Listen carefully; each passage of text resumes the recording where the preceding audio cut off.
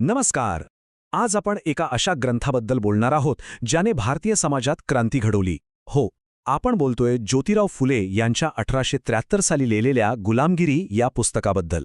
आणि त्यातले काही धक्कादायक विचार आणि सत्य आपण या सादरीकरणातून समजून घेणार आहोत. बरं, चला तर मग यात खोलवर जाऊया. 1873 साली समाजसुधारक ज्योतिराव फुले यांनी गुलामगिरी नावाचं एक पुस्तक प्रकाशित केलं. पण त्यांनी हे पुस्तक कोणाला समर्पित केलं हे खूपच अनपेक्षित आणि महत्त्वाचं आहे. आणि हे समर्पणच एक मोठा प्रश्न आपल्यासमोर ठेवतो. भारतातील जातीयतेवर लिहिलेला ग्रंथ अमेरिकन लोकांना का समर्पित केला गेला, या एका प्रश्नाभोवतीच फुल्यांचा संपूर्ण युक्तिवाद फिरतो. कारण यातून त्यांनी दोन वेगवेगळ्या ठिकाणच्या स्वातंत्र्याच्या लढ्यांना एकत्र जोडलं होतं.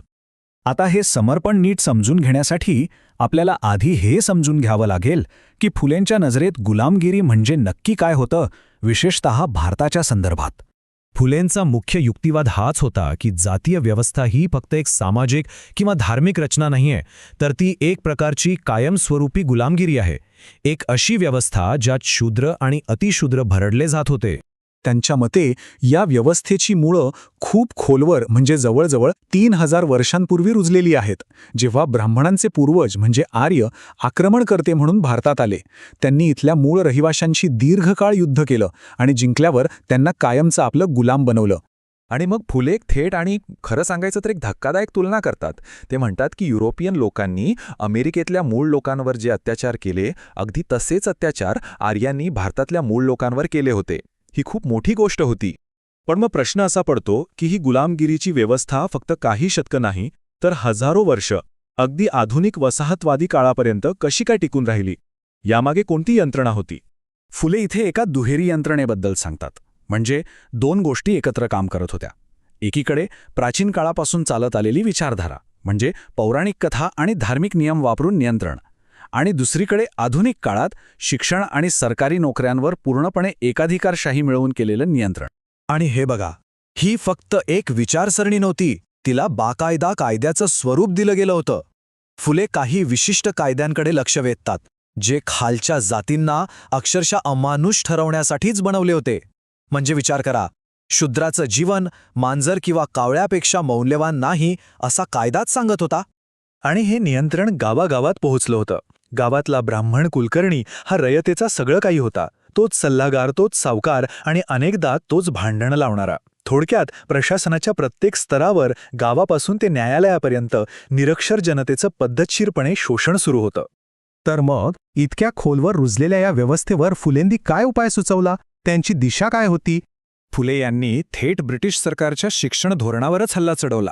ते म्हणाले की हे धोरण फक्त उच्चभ्रू म्हणजे मुठभर लोकांनाच शिकवतंय, आणि यामुळे काय होतंय तर बहुसंख्य जनता अडाणीच राहते आणि तिचं शोषण करणारी व्यवस्था आणखी मजबूत होते. यातला अन्याय ते अगदी स्पष्टपणे दाखवून देतात. हे बघा, सरकारला मिळणारा जवळजवळ सगळा महसूल हा खालच्या जातींच्या म्हणजे शूद्र आणि अतिशूद्रांच्या श्रमातून येतो, पण त्याचा फायदा मात्र त्यांना शून्य मिळतो. आणि म्हणूनच फुले एक क्रांतिकारी उपाय सुचवतात.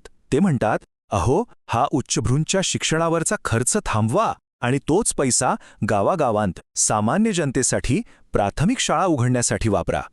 ही एक मोठी झेप होती. म्हणजे मुद्दा अगदी स्पष्ट आहे. फुलेंसाठी शिक्षण हे फक्त अक्षरओळख नव्हतं, ते होतं मुक्तीचं, स्वातंत्र्याचं सगळ्यात मोठं हत्यार. कारण त्यांना खात्री होती की एकदा का लोकांना शिक्षण मिळालं की त्यांना त्यांचे हक्क कळतील आणि मग ते या संपूर्ण व्यवस्थेला आतूनच आव्हान देऊ शकतील.